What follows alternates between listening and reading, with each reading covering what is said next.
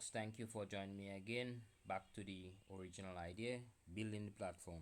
So, I always like to start my video by repeating what I call my philosophy of life now.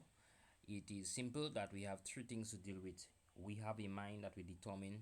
We could put that knowledge into the mind.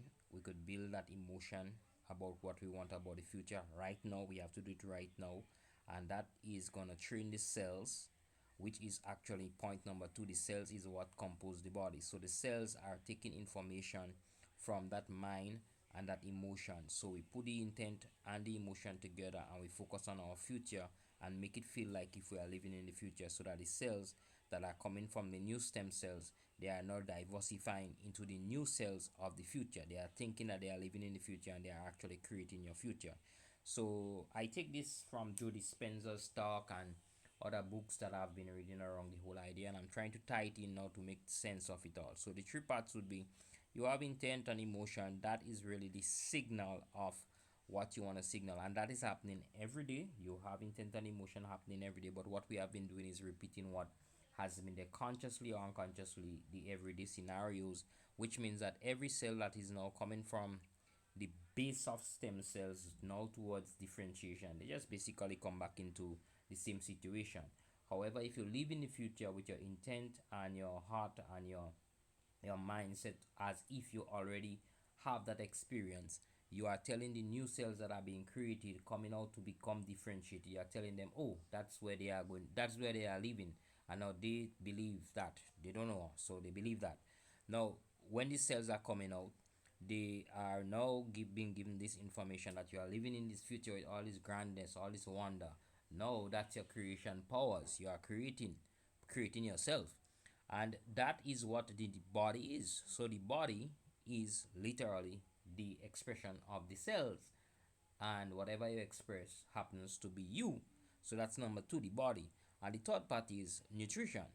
Now the body or the cells cannot be created without the raw materials, and hence why A is for amino, or AI Health Insight exists to bring this discussion to the forefront for the people of the Caribbean and whoever else may want to listen through a platform of me speaking to myself, and I call all these things great sense of common science.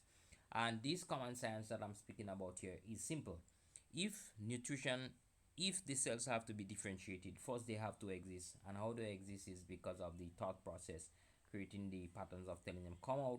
But when you're coming out, or you're differentiating yourself from stem cells or whatever the circumstances, when you are beginning to create yourself and getting this information of what you need to do, and you have that intent and you know what you are coming to do, you have to be created. And the cells then say, well, now we becoming matter, we are creating ourselves into matter, or the greater powers creating you into matter. Where is the amino acid? Where is the vitamin? Where is the minerals? Where are the fatty acids? So it comes back to your base nutrition to create that future version of your reality. So the third part is your nutrition, and us getting nutrition right is most important. In my case, I have never, for 33 years, 45 years, I never understood this, and so now I'm trying to make sure, and not just trying, I'm pushing the same vibes into my aura to ensure I get it right and to ensure at least I work with the knowledge. So this is the 2024 knowledge that I have of fatty acids. So I'm just presenting it to myself today, and you could join along in the discussion by making comments in this video. Remember, this is my personal notes. This is no advice on anything, and I do not know, and I am not seeking to know. I'm seeking to find out. Just as Columbus discovered a world that was with people, so I have to discover the world, even though it existed before me, long before, because everything exists already. I still have to discover it and be, reasonable to say I am the discoverer of that which is before me. Let me absorb it. So here today, I have been using the word in my discussion on TikTok and on Facebook and on Twitter and on wherever I go. I've been using the word amino acids and say that there are about 20 to 22 amino acids, with 12, 9, 8 being essential. I don't know because science is all over the place with it. Some saying 10, some saying 7, some saying 8.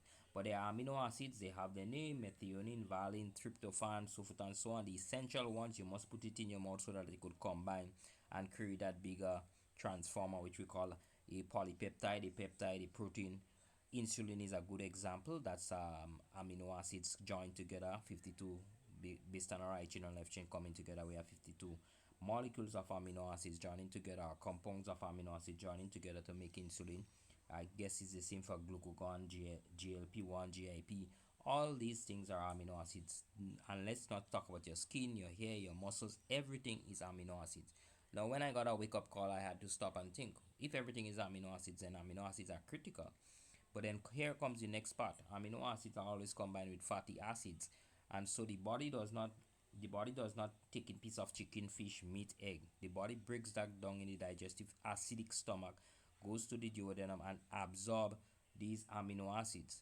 And here I'm starting to realize the framework of pattern is the same for whether it's carbohydrates to glucose, sources of proteins to amino acids, and sources of fatty acids to, of course, sources of fatty acids coming to fatty acids. So what are these fatty acids? This is new for me. So what I'm looking at here is a table where I'm seeing things for the first time in my life. For the first time in my life, apart from when I say the first time, within the last few months, first time in my life seeing them, because I have put them together from the associated research that I have done.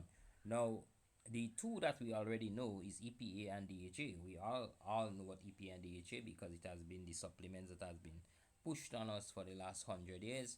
And what I've learned is LE, linoleic acid, and I think there is another one, ELE, ELE, and LE. These seems to be the two essential ones. And what we are seeing here, the common sources would be flaxseed seeds, right? Meaning that you take these and the body is able to create take this and the body is able to create what it needs from it, which is EPA and DHA. So the body could take these and create these too. Now, wonderful enough, but we don't overwork the body by taking these. So the fatty fish, the fish oil, and the marine oils, um, omega 3s, DHA and EPA are the ones that we know about, and they are not essential, but they are the critical ones as far as I'm concerned, that human beings consume through the eating of fish, meat, cod liver oil for us in the Caribbean, and maybe it might be in other products that we don't know about.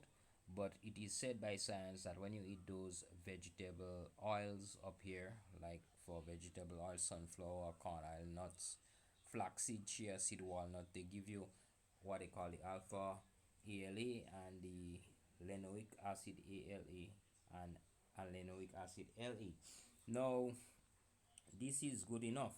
Now, what science have not been speaking about, and you would find a lot of recent talk on, recent as 3 years old, but more recent now, is this C15, which is called pentadecanoic acid, coming from meat, butter, fish, and there is a little bit of research surfacing and talk about this being actually an essential one that has not been well discovered. I don't know, I'm just saying this is something you should look up the internet.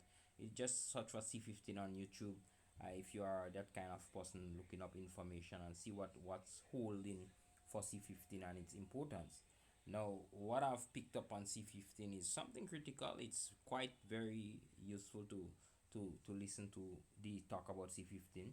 Um, my overall concept on this here, and I'm gonna close the video off because I'm working on a document to do a proper presentation. But my overall concept is, if all these are fatty acids, maybe essential or not essential, when you look through the list of them, you notice that there is a mix between oils and, in a lot of cases, the vegetarian or the plant world and the oils. Coconut oil is popular throughout, but it's not all over. So you get coconut oil giving you some saturated fats here, um, and giving you these fatty acids that are saturated here. You have olive oil in some places, one or two places olive oil here, avocado, nuts again, and then you have some other oils that like jojoba, we know about that.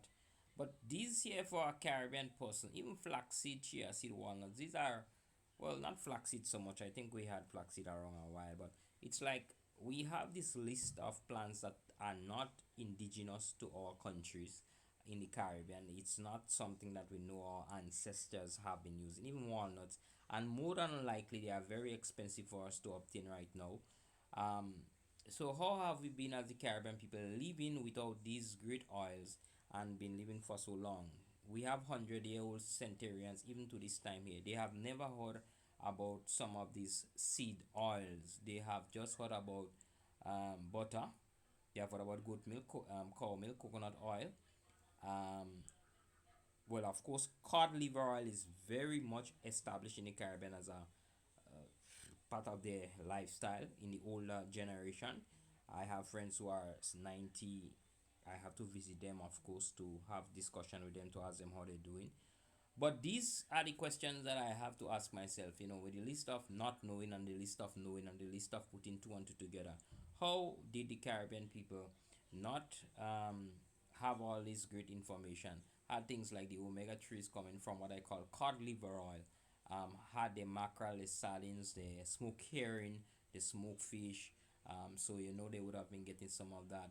None of this great new list of oils, including olive oils. That's kind of big talk from people. Peanut oil. They used to have peanuts, of course, um, but a lot of dairy, goat milk, cow milk, butter.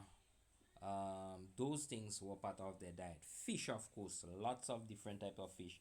Titiri fish, which is a very small fish, and then jacks, which is like a sardine sized fish, and then all type of different fish from the Caribbean, except of course the the pink salmon, the salmon. We didn't have much of that.